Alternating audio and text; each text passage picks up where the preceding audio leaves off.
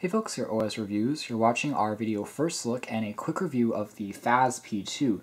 These are a pair of over-the-ear style headphones which sell for about $110 online. They're unique because they feature an integrated battery pack which allows you to also charge a smartphone or a tablet when you're traveling and on the go.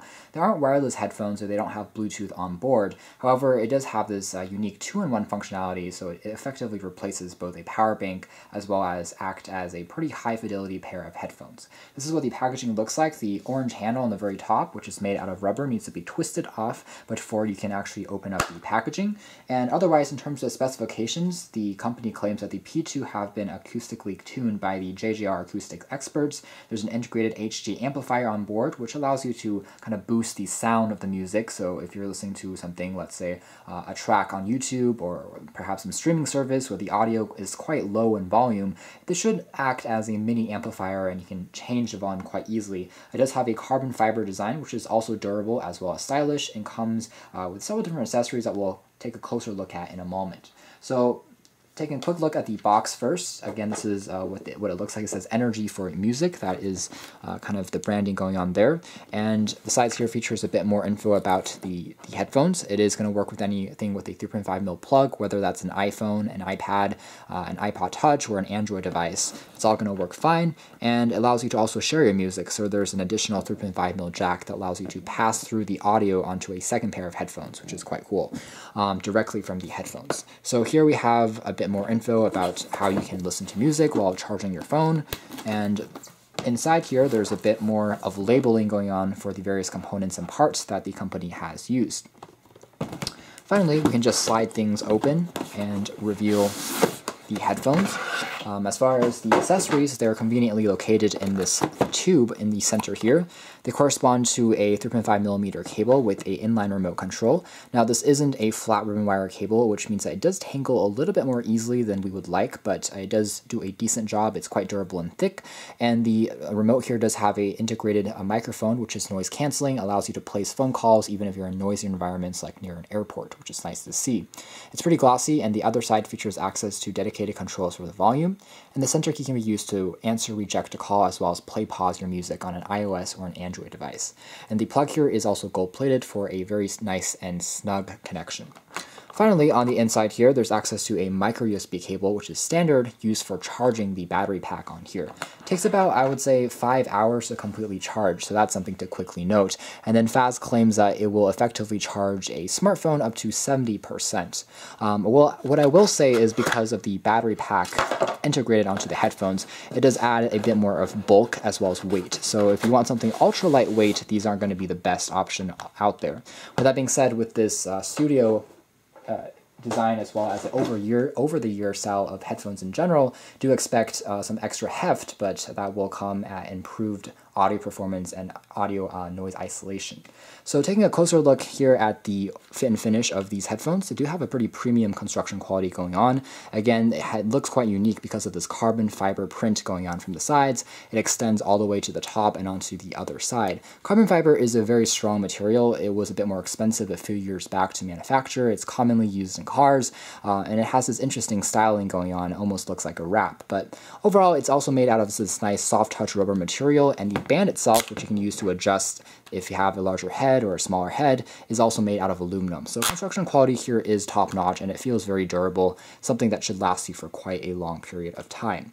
Otherwise, you can see that the actual cushions for the ears are extremely thick and generous. It creates a very soft environment, so if you're listening to music for extended periods of time, such as 5 to 6 hours, these still will work quite well. And because of these micro holes on the sides, it also prevents overheating, so it makes your ears still feel quite cool after that 5 or 6 hour listening period. Now, I have to say that the cushion on the top could be a bit thicker because right now it's basically relying on the soft touch rubber material. With that being said, it does fit pretty well and it distributes the weight nicely, so it doesn't strain your head too much when you're listening to music. So otherwise, we're going to take a quick look at the button placement next. So down below here, we have access to this little flip that tells you that underneath here, you have the 3.5mm jack for audio sharing. You remove this, it's a rubber little flap, and then you can insert another pair of 3.5mm cable, a secondary cable, and plug it into another, let's say P2 headphone or some other pair of headphones. Otherwise, over here I have access to a flap which hides the micro USB port for charging the headphone's battery pack. So that powers both the amplifier component as well as allows you to use it as a power bank. A power on-off switch for that as well when you want to charge something. The other side features a full-size USB port for charging, let's say, a smartphone or a tablet. It has a power output rating of around 5 volt 1 amp, so not going to be the best for charging something super huge like an, let's say, an iPad Pro or a computer, because that typically requires 2.1 amps or 3 amps. That's something quickly to note.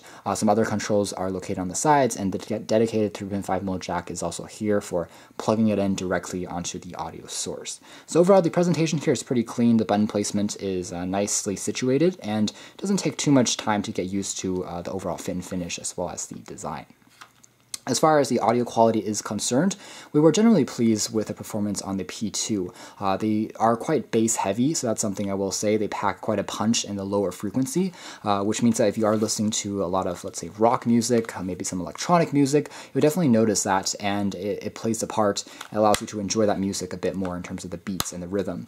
As far as the overall performance as a whole, they are pretty well balanced. As far as maybe playing back classical music, you can definitely hear the more intricate parts of a song, the various instrumentals, the violin, the cello, the bass. You can hear that they're not all mushed together, so they're quite clear as far as distinguishing between that, which is a good sign in terms of quality headphones.